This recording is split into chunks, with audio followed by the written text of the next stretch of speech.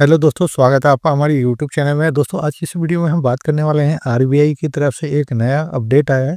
वही मैं आपको बताने वाला हूँ। अगर आप एपीएस चलाते हैं, अगर आप नियरबाई या फिर आप spice money, Fino payment bank या फिर आप इजी पे जैसी कंपनी में काम करते हैं और यहाँ पे लोगों को आप एपीएस सेवाएं देते हैं, तो यहाँ पे आपके लिए एक बड़ी अपडेट है जो कि काफ़ी लोगों जो कि सबके लिए, जितने भी रिटेलर्स हैं सबके लिए ये अपडेट है जो कि आरबीआई की तरफ से आया है।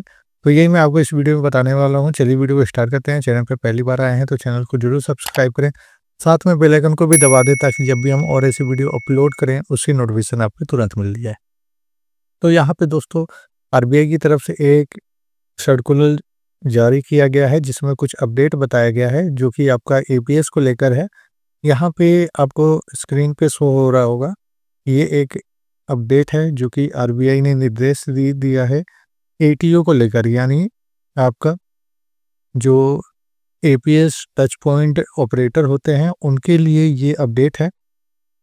यहाँ पे इनका कहना है, ये जो अपडेट में बताया जा रहा है कि इसमें जैसे कि एटीओ है जो एपीएस की सर्विस देते हैं, जैसे आपका कैश विड्रॉल हो गया, कैश डिपॉजिट हो गया, फंड ट्रांसफ़र हो गया, बैलेंस इंक्वायरी हो गया, तो ये सब एटीओ जो ये सब सर्विस देते हैं इनके लिए आरबीआई ने एक यहाँ पे बात कही है कि जो भी ये एटीओ हैं जो सिर्फ एपीएस सेवाएं देते हैं उनके लिए यहाँ पे आईआईबीएफ का सर्टिफिकेट ज़रूरी नहीं है।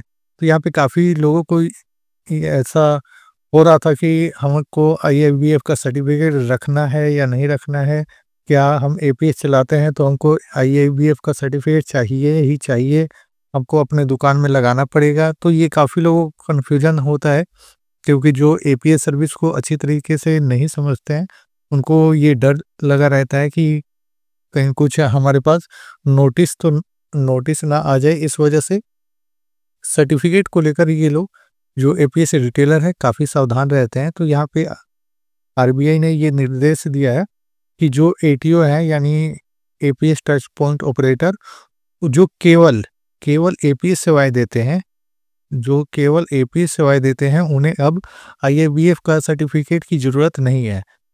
और यहाँ पे दोस्तों आपको एक बात और भी ध्यान रखना है कि यहाँ पे तो ये बताया जा रहा है कि सिर्फ अगर आप एपीएस सेवाएं देते हैं तब आपको आईआईबीएफ का सर्टिफिकेट रखना ज़रूरी नहीं है।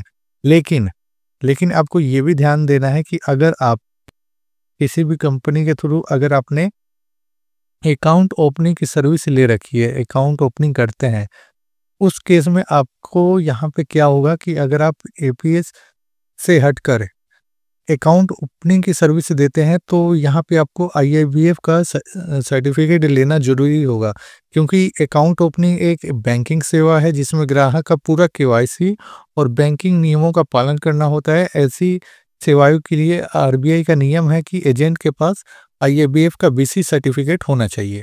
तो ये भी आपको ध्यान रखना है। अगर आप अकाउंट ओपनिंग की सर्विस नहीं देते हैं कस्टमर को तब आपको आईआईबीएफ का सर्टिफिकेट रखना ज़रूरी नहीं है।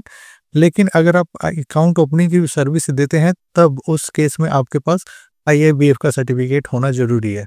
तो इस बात को आपको ध्यान में रखना है। काफ़ी लोगों को लगता है कि अगर हमारे पास आईआईबीएफ का सर्टिफिकेट नहीं होगा तो हमारा जो आईडी है वो बंद हो जाएगा, ट्रांजैक्शन होना बंद हो जाएगा, मूव टू बैंक बंद हो जाएगा।